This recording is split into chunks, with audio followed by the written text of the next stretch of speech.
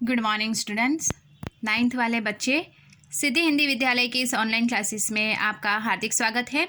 अब बच्चों, यहाँ पे हमारा ये जो पहला पार्ट चल रहा है, आज से पार्ट की हम शुरुआत करते हैं। थोड़ा सा रिवीजन कर लेते हैं कि आगे के वीडियो में हमने प्रेमचंद के जीवन के बारे में, उनके जन्म, उनके मृत्यु, किस प्रकार से उनकी रचनाएं हैं, ये सब हमने देखा।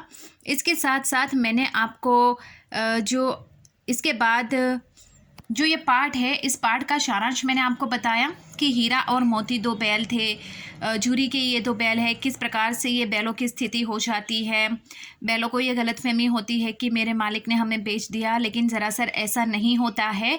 और इस गलतफहमी के चलते बैल जो होते हैं वो उटपटांग हरकत करते रहते हैं, लेकिन आखिरकार ये जो बैल है उनका पार्ट के अंत में हम देखते हैं कि वो अपने मालिक के पास खुद ही पहुंच जाते हैं। मालिक का अपने जानवरों के प्रति और जानवर का अपने मालिक के प्रति जो प्रेम है, जो स्नेह है, वो यहाँ पे दिखाई देता है। इतना ही नहीं, हम कहते हैं कि इंसान ज़्यादा चतुर होता है, लेकिन यहाँ पे इस पाठ के माध्यम से, इस कहानी के माध्यम से प्रेमचंद ने हमें ये बताया है कि जानवरों में भी बुद्धि होती है।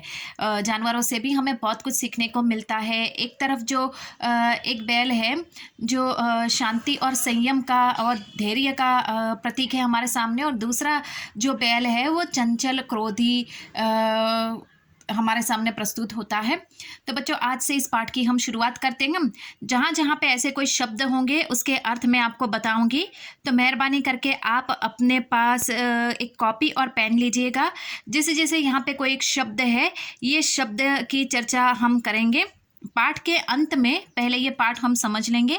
पाठ जब खत्म होगा उसके बाद हम यहाँ पे ये जो शब्दार्थ है, ये शब्दार्थ मैं आपको यहाँ से वीडियो में ही आपको आप तक ये मटेरियल पहुँचा दूँगी, ठीक है।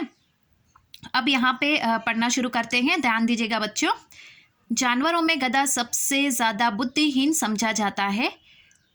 हम जब किसी आदमी को पहले दर्जे का बेवकूफ़ कहना चाहते हैं तो उसे गधा कहते हैं। गधा सचमुच बेवकूफ़ है या उसके सीधेपन, उसकी निरापद सहिष्णुता ने उसे यह पदवी दे दी है, इसका निश्चय नहीं किया जा सकता। गाय सींग मारती है, ब्याई हुई गाय तो अनायास ही सिंहनी का रूप धारण कर लेती है।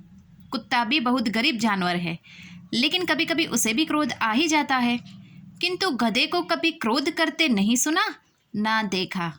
जितना चाहो गरीब को मारो, चाहे जैसी खराब सड़ी हुई घास सामने डाल दो, उसके चेहरे पर कभी असंतोष की छाया भी नहीं दिखाई देती। वैशाख के चाहे एकाध बार कुलेल कर लेता हूँ, पर हमने तो उसे कभी खुश होते नहीं देखा। उसके चेहरे पर एक विषाद यानी दुख स्थायी रूप से छाया रहता है। सुख दुख, हानि लाभ, किसी भी दशा में उसे बदलते नहीं देखा। ऋषि मुनियों ने जितने गुण है वे सभी उसमें पराकाष्ठा को पहुंचा गए हैं, पर आदमियों से बेवकूफ़ कहता है। सद्गुणों का इतना अनादर कहीं नहीं देखा। कदाचित सीधापन संसार के लिए उपयुक्त नहीं है। देखिए ना, भारतवासियों की अफ्रीका में क्या दुर्दशा हो रही है। क्यों अमेरिका में उन्हें घुसने नहीं दिया जाता। बेचारे शराब नहीं पीते, 4 पैसे कुछ समय के लिए बचा कर रखते हैं, जी तोड़कर काम करते हैं, किसी से लड़ाई झगड़ा नहीं करते, 4 बातें सुनकर गम खा जाते हैं, फिर भी बदनाम है। कहा जाता है वे जीवन के आदर्श को नीचा करते हैं। अब यहाँ पे बच्चों, हमने ये जो एक पेज पढ़ा है, सबसे पहले हम समझ लेते हैं कि कहा जाता है कि जानवरों में जो इन सभी प्रकार के जानवर जो होते हैं, उसमें गधा जो होता है वो बुद्धिहीन कहा जाता है। अब यहाँ पे एक बात मैं आपको बता दूं कि कोई इंसान के कार्य को देखकर हम उसको गधा कहते हैं, जबकि इंसान सच में गधा नहीं होता। वो यहाँ पे हाथ के बल नहीं चलता, इंसान 2 पैरों के बल ही चलता है। जानवर जो होते हैं उनके 4 पैर होते हैं, और वो चलने की उनकी क्रिया जिस प्रकार से होती है, इंसान की क्रिया ऐसी नहीं होती, लेकिन फिर भी हम इंसान को गधा कहते हैं। क्यों? क्योंकि इंसान के कार्य को देखकर हम उसको गधा कहते हैं कि उसने कार्य को बिगाड़ दिया है, उसको कार्य करने की समझ नहीं है। इस दृष्टि से कवि यहाँ पे जो साहित्यकार है, जो लेखक है प्रेमचंद जी, उनका ये कहना है कि अगर हम गधे को बुद्धिहीन समझते हैं, तो हमने देखा है कि जानवरों में भी यहाँ पे जितने भी जानवर हैं, गधा सबसे मतलब यहाँ पे हम उसकी तुलना बुद्धिहीन में करते हैं, उसको हम पागल कहते हैं। लेकिन क्यों? यहाँ पे सबसे पहले दर्जे का बेवकूफ़, ये जो शब्द है बच्चों यहाँ पे पहले दर्जे का बेवकूफ़, उसका अर्थ होता है महामूर्ख। कॉपी में लिख कर रखिएगा, पहले दर्जे का बेवकूफ़ उसका अर्थ होता है महामूर्ख। दूसरा एक शब्द है निरापद, निरापद का अर्थ होता है सुरक्षित। क्या होता है उसका अर्थ? सुरक्षित। उसकी ही बाजू में देखिए सहिष्णुता, उसकी बाजू में एक शब्द दिया है सहिष्णुता, उसका मतलब होता है सहनशीलता। क्या होता है? सहनशीलता। उसी लाइन में आगे बढ़ते हैं, पदवी, पदवी का मतलब होता है उपाधि। क्या होता है? उपाधि। उसके बाद यहाँ पे एक शब्द दिया गया है अनायास, अनायास का मतलब होता है अचानक। क्या होता है उसका अर्थ? अचानक। उसके बाद यहाँ पे वैशाख नाम का एक शब्द है, देखो वैशाख, वैशाख मतलब यहाँ पे गर्मी का महीना, वैशाख के मौसम में यहाँ पे मतलब गर्मी शुरू हो जाती है, तो गर्मी का महीना उसको कहते हैं। उसके बाद यहाँ पे विषाद, विषाद का अर्थ मैंने आपको बताया था, विषाद यहाँ पे है ना, एक विषाद स्थायी रूप से छाया, तो विषाद का मतलब होता है दुख। उसके बाद आगे देखें तो यहाँ पे पराकाष्ठा, पराकाष्ठा का मतलब होता है चरम सीमा। क्या होता है? चरम सीमा। उसके बाद यहाँ पे अनादर, अनादर, अनादर का अर्थ होता है अपमान। क्या होता है? अपमान। सद्गुण, सद्गुण यानी अच्छे गुण। उसके बाद यहाँ पे अगर देखा जाए तो एक और शब्द समूह के लिए एक शब्द जैसा कुछ है नहीं, यहाँ पे मुहावरे का अर्थ है, मुहावरे का एक अर्थ है गम खा जाना, ये रहा गम खा जाना, उसका क्या मतलब होता है? यहाँ पे शांत रहना। क्या होता है? शांत रहना। अब बच्चों ये पाठ को ज़रा समझ लेते हैं कि यहाँ पे हम लोग गधों को यहाँ पे बुद्धिहीन कहते हैं। कभी कभी इंसान के कार्य को देखकर उसको कहते हैं कि तू तो गधा है, गधा। इंसान सच में कोई गधा जानवर नहीं है, लेकिन हम उसकी तुलना उसके कार्य को देखकर करते हैं गधे के साथ। यहाँ पे लेखक ने बहुत अच्छी बात बताई है कि यहाँ पे जानवरों में भी कभी कभी कुत्ता जो होता है उसका परिचय दिया है, वो भी कभी कभी क्रोध प्रकट करता है। यहाँ पे जो गाय होती है, ये गाय भी कभी कभी सिंह का रूप धारण कर लेती है। तो यहाँ पे कहने का मतलब ये है कि जैसे कि गर्मी की मौसम आती है, उस समय हम देखते हैं कि ये जो गधा होता है, गधे को ना तो हमने कभी रोते हुए देखा, ना कभी खुश होते हुए देखा।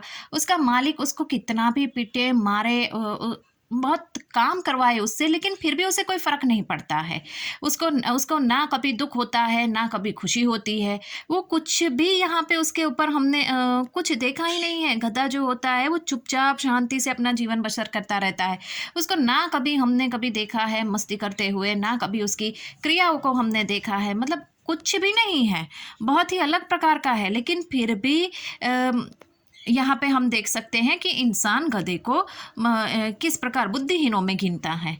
तो यहाँ पे स्पष्ट रूप से कहा गया है कि उसको ना कभी गधे को दुख प्रकट करते हुए, ना खुशी के साथ झूमते हुए, ना मतलब यहाँ पे उसको कभी देखा नहीं ऐसी स्थिति में, लेकिन फिर भी मतलब यहाँ पे उसको सड़ी हुई घास खिलाते हैं तो भी वो खा जाता है, उसको धूप में चलने के लिए कहते तो भी वो चलता है, गर्मी के मौसम को वो झेलता है। उसके मालिक उसको निकाल देते हैं जब काम नहीं होता है तब, लेकिन फिर भी काम यहाँ पे कुछ 1 महीने के बाद वो वापस अपने मालिक के पास जाता है, मालिक उससे वापस काम करवाता है, फिर भी वो करता रहता है।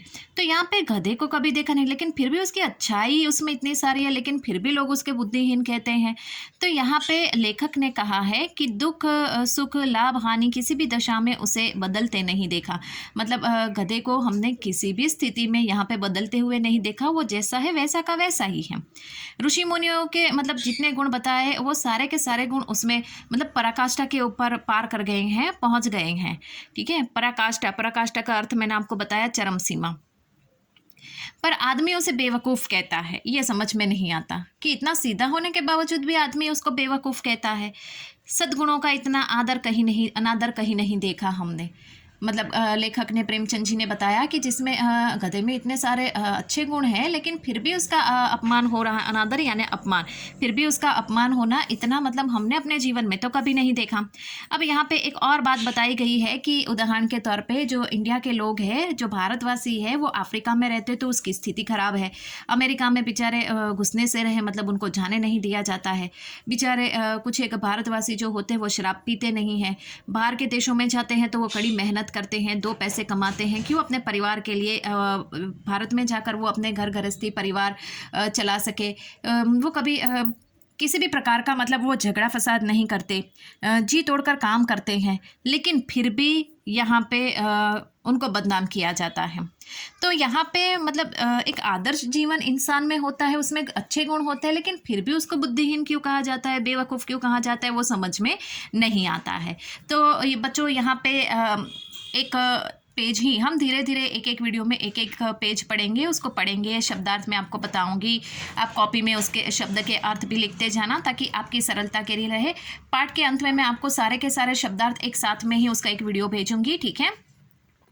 तो यहाँ पे हम लोग रुकते हैं बच्चों इस पेज में। शुरुआत डायरेक्टली यहाँ पे लेखक ने 2 बैलों से नहीं की है, लेकिन जानवरों का परिचय हमें करवाया है और बताया है कि गधे में भी अच्छे गुण होते हैं।